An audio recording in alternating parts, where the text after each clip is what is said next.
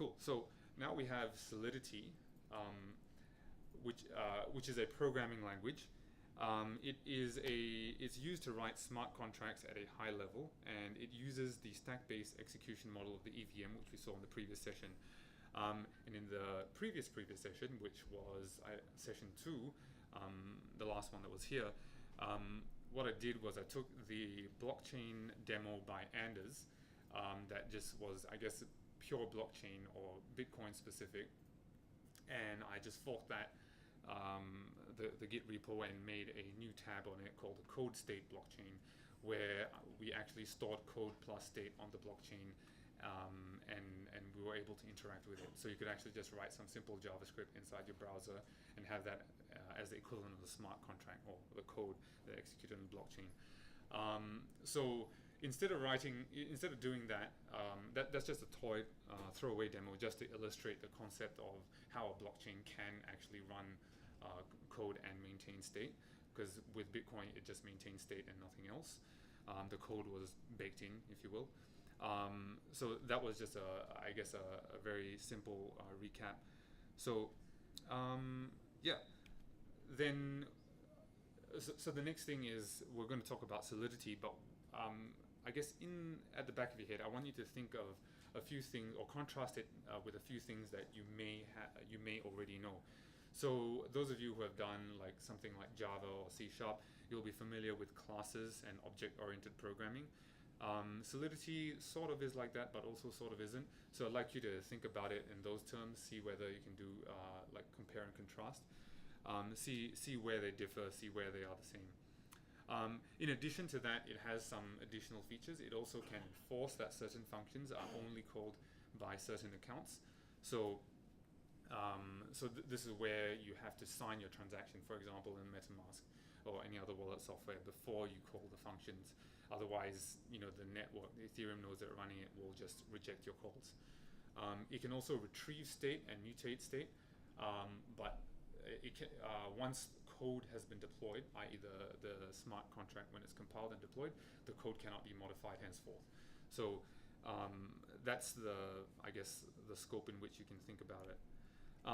Also, tools. So in the previous sessions, we introduced something called Remix, which is an in-browser editor for writing Solidity, and it will be able to compile it and deploy it to a test network that runs within your browser, completely simulated environment.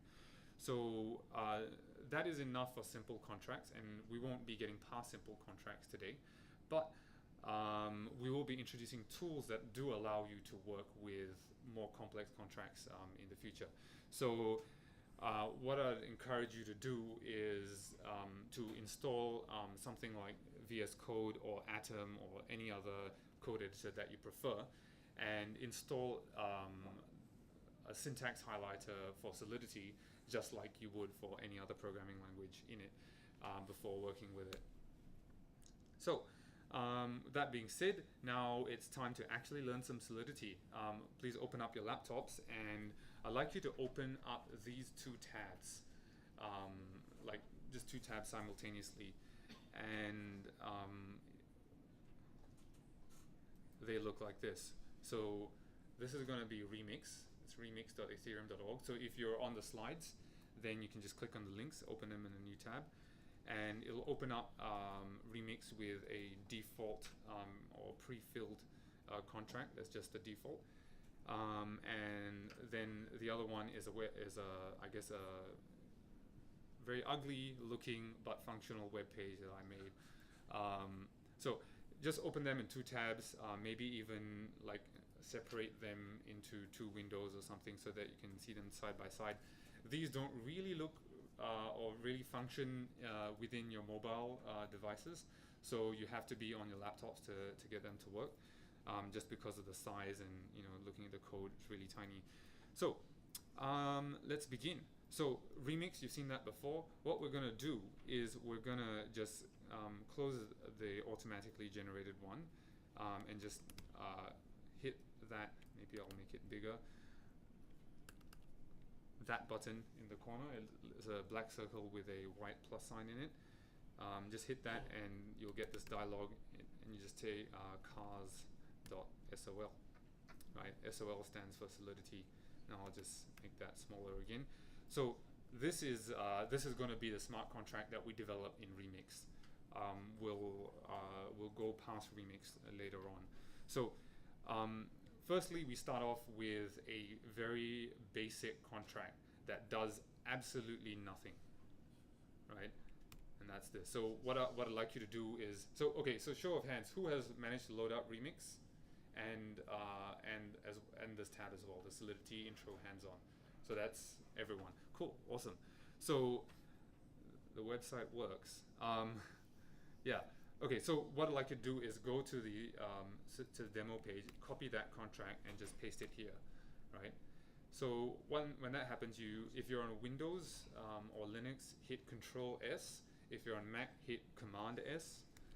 And what that will do is compile your contract within the browser. You can see the log output over here, and you can see, you should see on the right-hand side a green, light green box that says cars, right? Now this means that the contract has compiled successfully. Has anyone got any errors compiling this contract?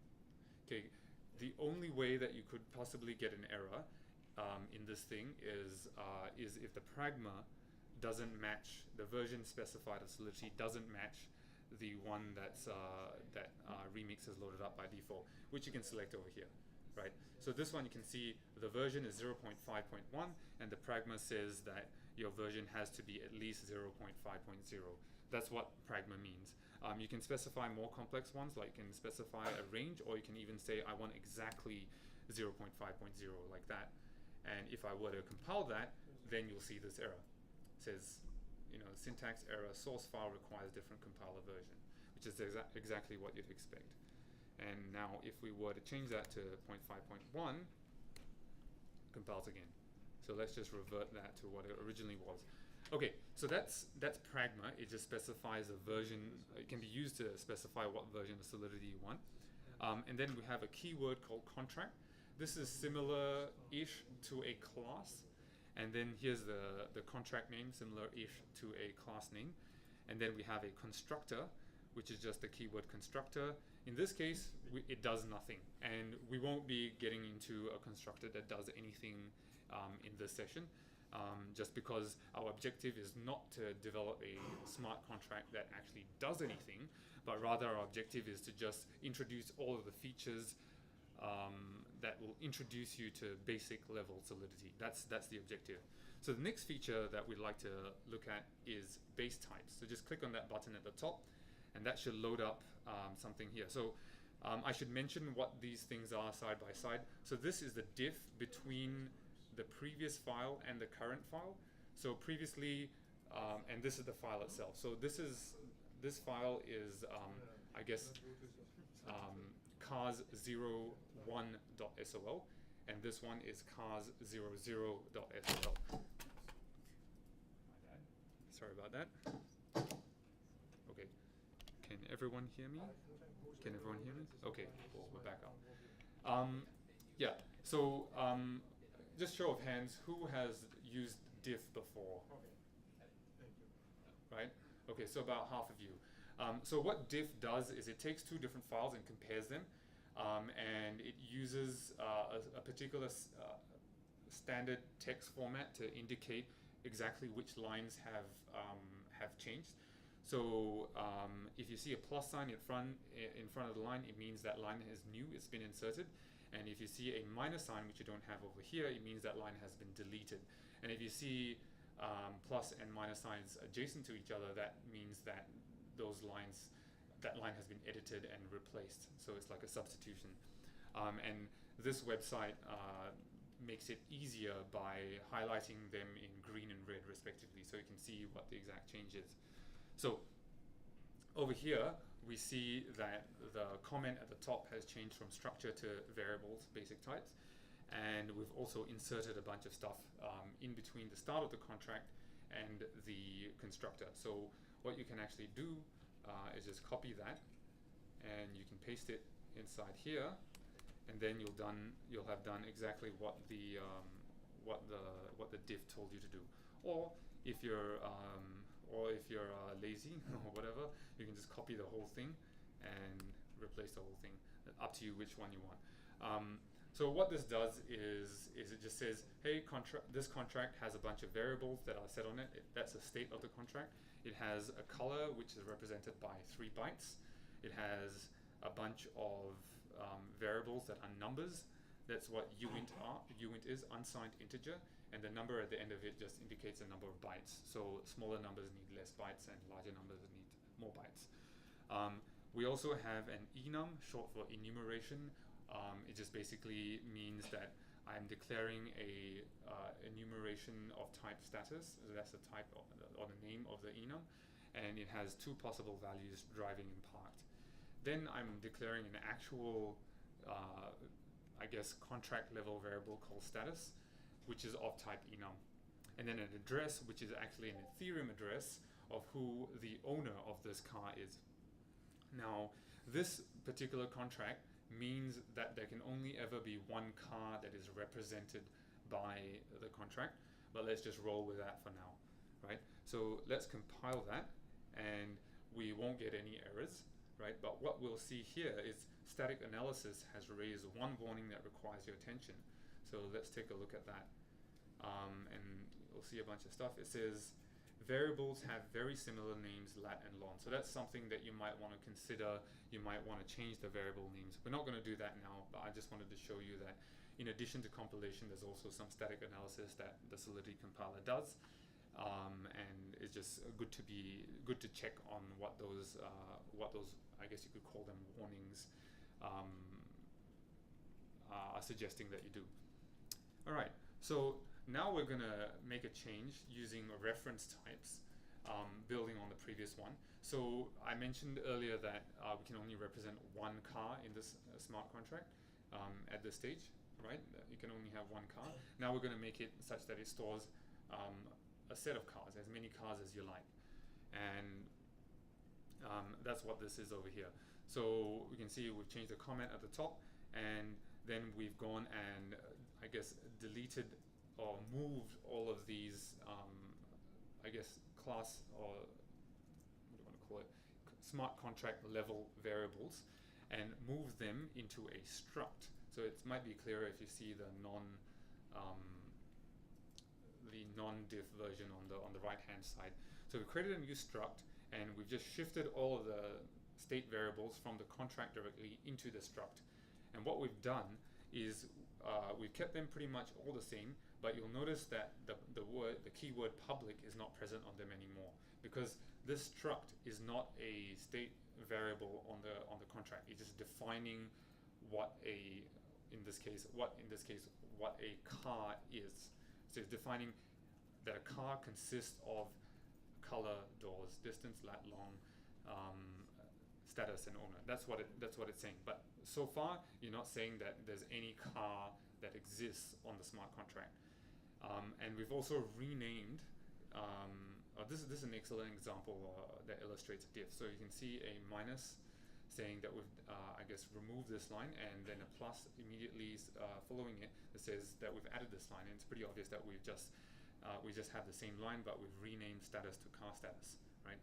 So okay, so we've got a car status enum, and the car status enum is used by the car struct. So far, no state variables. Then we define just 2 state variables. One is a number of cars, and we initialize it to 0. So we can actually have a smart contract level initialization. We don't need to do it in the constructor. And we also create a mapping. Who here is familiar with the concept of hash maps or maps as a data structure? Okay, so about half of you. Right, so a map is a data structure which has keys, which stores keys and values. So it functions by saying, hey, I can put something into this map. Here's its key, which is usually its ID or unique identifier, and the value can be anything you like.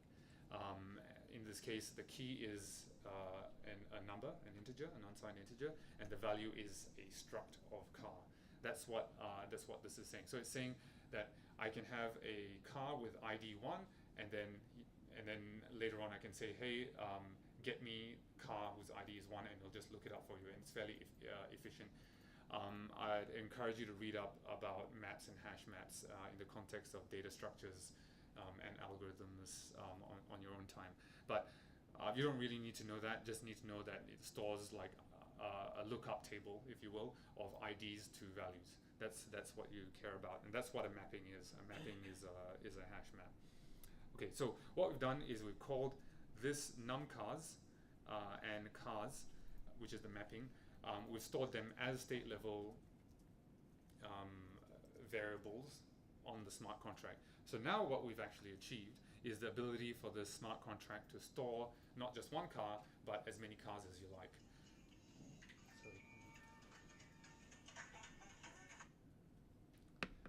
Sorry about that. Yeah. So, but we can't actually insert cars yet, right? Because there's no methods to do it, and that's what we'll be getting to next. So before we do that, let's just make sure that this compiles. So just copy the contract and paste it over here. Hit Command S or Control S, and this time we've got a contract that compiles. This time, no warnings. Interestingly, so let's see. Right. Next up, we have functions. So what we're going to do is we're going to add the ability to the smart contract to insert a new car into the smart contract. And we're going to do this by just copying and pasting this function. So just select add car and paste that above the constructor. And now I'll just talk about what we're actually doing here. So we've got the keyword function, which means that Solidity expects that you're about to define a function. We've got add car, which is the name of the function. Here's a parameter list, which is pretty much whatever we need to create a car with the exception of status and address. So it's basically this bunch over here. The last two have been left out. And then we've got a few keywords over here. Public, meaning that this function can be called from outside of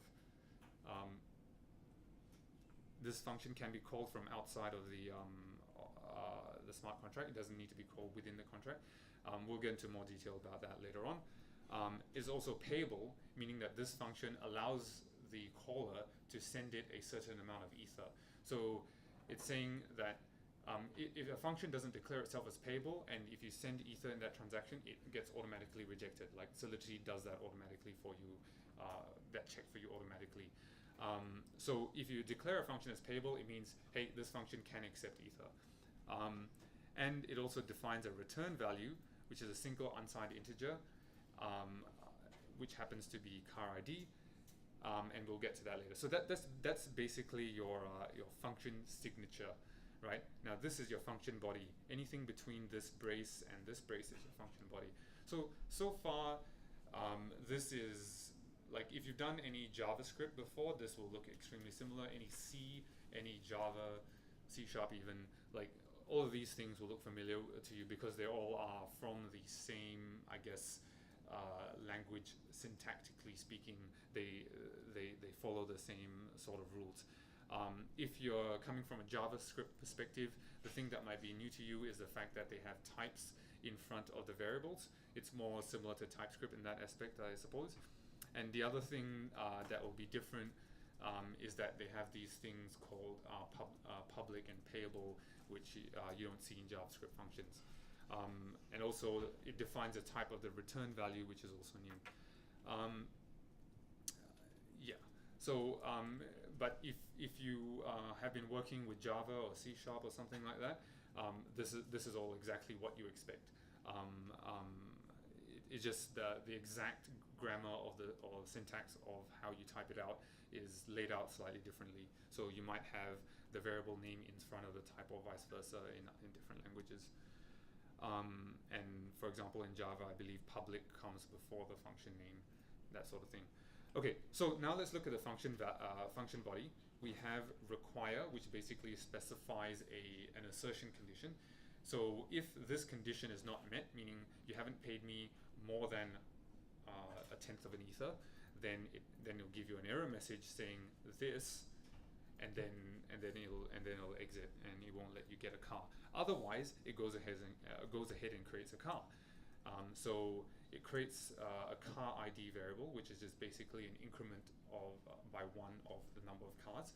So the first car will have a car ID of 1, second one 2, so on and so forth. And then what it does is it creates a new car in memory. That's what that means. And this is how you initialize a struct. You basically just have that, and then delete all of the types, and then replace them with the values. In this case, all the values came from the parameters, plus a default value of parked for the status, as well as message.sender, which is a implicitly available parameter to any Solidity function. So MSG means message, and sender is the address of the sender. So what we know at this stage is who this person is in terms of their Ethereum address, and we also know that this person has paid at least 0.1 ethers for the right to call this function. And in return, what we do is we instantiate this car struct, and we insert it into the hash map. So this syntax is very JavaScript-like, but I guess if you're coming from Java land, this is similar to like cars.put or something like that, where car ID, comma, new car. So that's sort of like a detailed rundown of this entire function. And what we're going to do next is we're going to add a couple more functions. I won't go into them in as much detail because most of it is going to be repetitive, but it's worth taking a look at it in more detail in your own time. So we've got a drive car function, and similar to the previous function, we've got a couple of prerequisites that are assertions that we're doing via require. So it checks that the car is parked before it's being driven, and then also that you can only drive your own car. And the other one, it does the same thing or similar thing. It checks that the status is currently driving before you park it, and that the car owner is yourself. You can only park your own car. And then it does a bunch of stuff. So in this case, it just changes the status. In the case of park, it changes the status as well as updates its lat long positions. So that sort of illustrates how you can sort of create a new object, a new instance of a struct, if you will, and insert it into the mapping that's stored in the smart contract. And these two just illustrate some simple state changes of the I guess car that has been stored within the mapping. So these are, I guess, rudimentary patterns that you'll see in a lot of smart contract programming. The usage of maps, the usage of incrementing IDs by 1 and using them as keys for the maps. There are a few other patterns, but this is one of the common ones. So as with the previous ones, we'll just press compile. Compilation successful. There was, looks like there are 11 warnings this time, but we won't go into that. Now, let's get into some refactoring. So the other feature of Solidity that it has with functions that you may not have seen before is modifiers. So later on, when we get back to our slides, I'll mention another programming language called Eiffel, which has some similarities, and I haven't seen any other programming language, or at least none that I know of, which actually has something similar. So Solidity is interesting in that aspect, and that is the insertion. So this is a refactor. We are not doing anything different. So this smart contract that you see on the right achieves the same thing as the smart contract that we just did. What we've done is we've refactored it to do the same thing in a more succinct way. So what we've done is, you'll notice that drive car and park car, they have very similar assertions at the beginning. They both check that only the owner of the car is allowed to operate it, essentially, and it also checks that the car status is something in particular before it's allowed to be driven. So even if you are the owner, you can't drive an already driving car. You have to start driving a car that is currently in park state, and likewise a similar assertion for the park car one.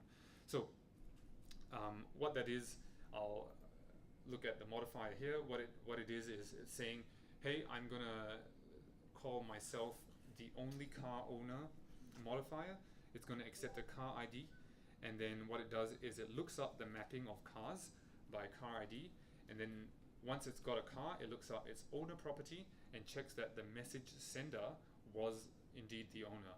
And if it wasn't, it'll give you an error and it says need to own this car. Otherwise, it continues execution, which is indicated by this underscore over here, and then it continues executing the rest of the function call.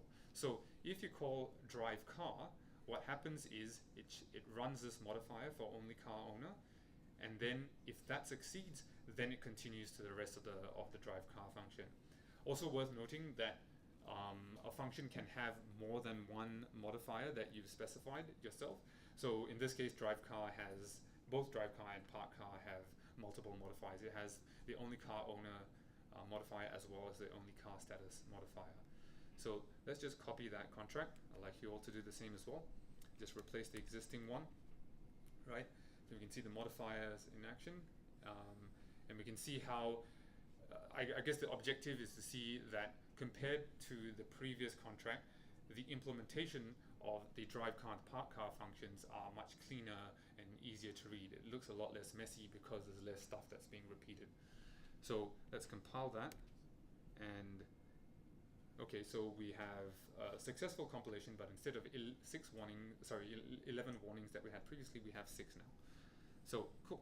And finally, we have events. So this is another core feature of Solidity that is crucial to know. What we're going to do is we're going to define a new event, which is not a function and not a struct. An event is more like you could think of it as a structured log. So log files, when your program, let's say you have a server that's running, it outputs stuff to its terminal. Quite often that's captured inside a log file.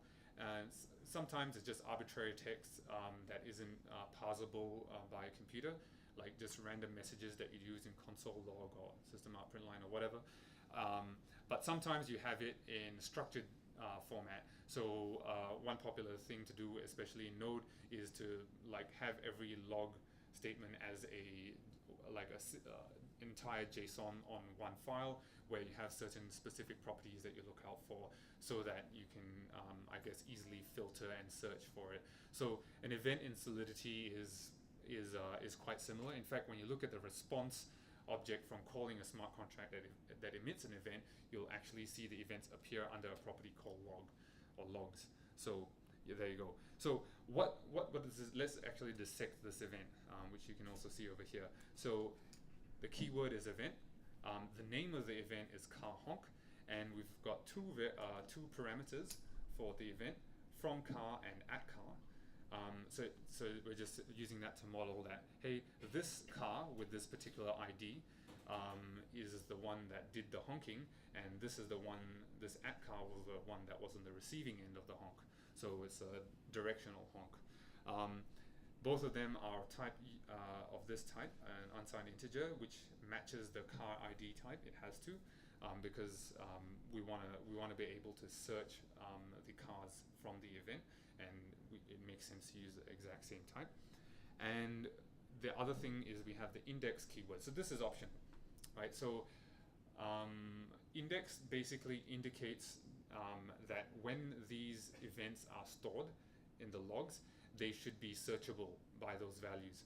So you can't have an unlimited amount of indexed parameters inside of an event. The maximum that Solidity allows you to do is 3 for, I guess, computational complexity reasons, or actually I'm not sure what the reason is, but I assume it is that, save space and that sort of thing. So so that means that when you interact with a smart contract, you can actually query it, or you can query the blockchain to look for all past car honk events, and you can actually search for them either by from car or at car. It's up to you. That's what this means. So there's a lot going on in just this one line of code, and how we're actually using it, right? So over here at the bottom, we've created a new function called honk car, which takes in the car that does the honking and the car that gets honked at. It is public, and it also is only runnable by only car owners. So we see the benefit of the function modifiers that we defined earlier on. It's like, hey, I don't have to copy paste that entire require statements again and make sure that they're correct, we can just reuse the modifier. That's exactly what it's about. So one additional requirement that's custom or specific to this one, and then finally we do what we actually wanted to do, which is emit car honk. So that's just a syntax, and we can see the implementation without the diff over here.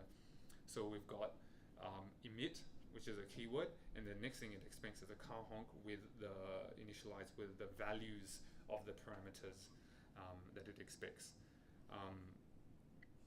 Yeah, so let's copy this smart contract over here and paste that here and compile it. Okay, cool. So now we have a smart contract that compiles and does all of these things. And we can actually start interacting with it in Remix, but we've kind of already done that in the previous sessions, so with a different, much less complex contract, so we won't do that. Instead, what we'll do is we'll actually be, later on in the session, we'll be taking this exact same contract and we will be using it hands-on and deploying it to a simulated blockchain that runs locally on your computer and interacting with it via the command line by running functions against it. And to do that, we'll be using Ganache and Truffle. And that's what's in store for you in the second half of tonight's session. But for now, we'll leave this at that. I just wanted to have a show of hands. Does anyone have any questions? Got stuck following along the demo? Hopefully your copy and paste skills didn't let you down today, because if you copied and pasted it right, it should just work. Yeah, the only reason why it wouldn't work is if you had a different version of the Solidity compiler selected over here. Cool. So no questions. That's excellent. But please feel free to talk to me later on if you had any burning questions, or put them inside the inside our chat group. That'd be great as well. Cool. So that's the end of our hands-on session for Solidity.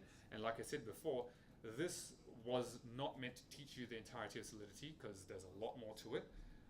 Specifically, these are the things that we covered today, right? So we covered value types, reference types, function functions, function modifiers, events, as well as special values. Special values, the one that we saw, I believe, was message.sender. So that's like a value that's implicitly available within a function that isn't defined as a parameter of that function. So that's one of the special values. So all of these bullet points here, they're actually clickable, and those will jump you to the Solidity documentation, or the specific part of the Solidity documentation that I'd like you to read. So this, for example, is special variables, and you can actually see there's a whole bunch of them in addition to, where was it, message.sender. That's the only one that we saw in the smart contract. Make that bigger, right? We only saw message.sender in action, but there's actually a ton more of them that are all defined here. Let's close that. And likewise, all of these other things. So that's the full set of documentation for all the stuff that we just looked at in copy paste. So to get a better understanding of it, I strongly recommend that you read the docs at solidity.readthedocs.io. Cool. And earlier on, I mentioned that I was going to talk about a different programming language called Eiffel. This is a very interesting language. Its syntax is very similar to Pascal, which is a language that isn't very popular nowadays. But it has some interesting programming language syntax features that I haven't seen in any other programming languages, or I should say any other modern programming languages, and that is the concept of design by contract. And I've got a typo at the bottom of the slide, sorry about that. That's design, not Dane. Design by contract. Sorry about that. Right, so what it is take a look at this. This is a function called deposit, and what it does is it defines that it requires this condition, and it also ensures this condition. So what it actually is saying is that the precondition for this function, meaning when a function starts, it has to satisfy this condition. And when a function completes, it has to satisfy this condition, right? So that's that's essentially what they're referring to, what iFall's designer calls design by contract.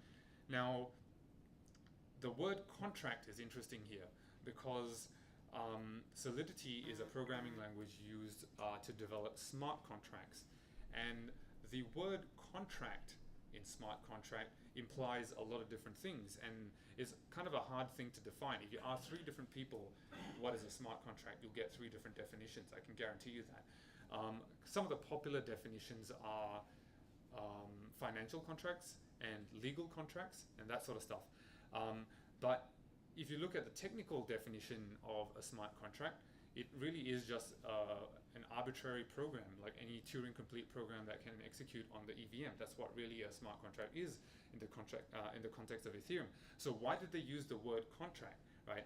And I think that design by contract, that term, as how iFall uses it, has a lot to do with that. Like, you're actually defining code that is not just a program that's designed to execute in isolation, but also code that's designed to execute to fulfill certain types of contracts that you design. When you take that and you bring it down, like high level concept, and you bring it down to the actual implementation level, what are you really talking about? You're talking about invariance, right? So how do I define a function such that I know that before I execute it, the state will be this, and when after I execute it, the state should be that. And if not, then I'm not going to allow the function to execute. That's essentially what it is. So this is essentially the iFall's documentation. It goes into a lot more detail. I will strongly encourage you to read it, but we don't have time for that now. So again, what we're going to do is we're going to, before we wrap up the section of Solidity, we're going to dissect the last function that we looked at, which was the function that emitted a car honk event. So this is all the different parts that make it up, right? So we've got the function name, which is honk car, function parameter type, and function parameter name. And you can have a list of them, so you can have a second parameter with a name and a type. You also have a visibility modifier, so this is currently public, but it could also be private, internal, and actually don't quote me on that. There are 4 different options, and they mean different things in different contexts.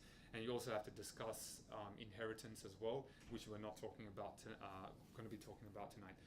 We've also used a custom modifier over here, and we've also got a prerequisite that's not inside a modifier, and we've also emitted an event using event parameters. So these are all the parts that make up a function in Solidity. This is, I guess, a good example to illustrate it if you just want to think about it in terms of what is the anatomy of a function.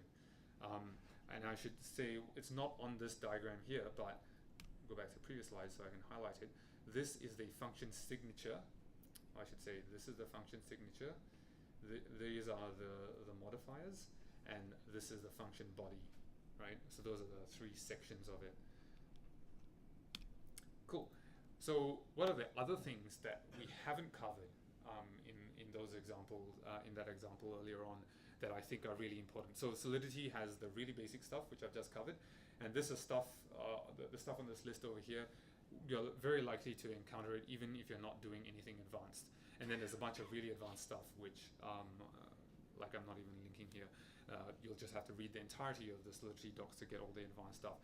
But these are stuff that are commonly encountered that we're not talking about. Control structures, if branching logic using if, you can have loops as well, switch statements, that sort of thing. Very syntactically similar to any other C-style language like JavaScript and Java, C#, that sort of thing, in terms of syntax. We also have inheritance, so you can have one Solidity contract inherit from another. You also have interfaces, so that you can specify what a contract looks like, and then you can sort of have a cycle if you wanted to. All sorts of fun stuff that you can do with inheritance. And inheritance also means that your visibility modifiers, such as public, also, there's a few more things that you need to know there. There's also error handling. We sort of took a short look at it today with the require statements, but there's much more to it there. You can also return multiple values and destructure multiple values from that have been returned from the calling function. You can also write inline assembly, which is basically writing EVM opcodes within your Solidity if you really wanted to. That's usually done for performance optimization reasons. And you can also have libraries, which are smart contracts that are not really deployed, but rather used by other libraries that are deployed. That's not really a good definition of it, but yeah, read the documentation on Solidity for that. All right, so that brings us to the end of Solidity section. But before I finish, anyone have any questions? Cool. So we'll wrap up for the first half of tonight there. The food has arrived, has it? Yeah. Okay. So help yourselves to the food in the kitchen area over there, and we will start up again in about 10 minutes. Thank you very much to LLI for sponsoring the F&B. Enjoy. See you all again when the food is finished.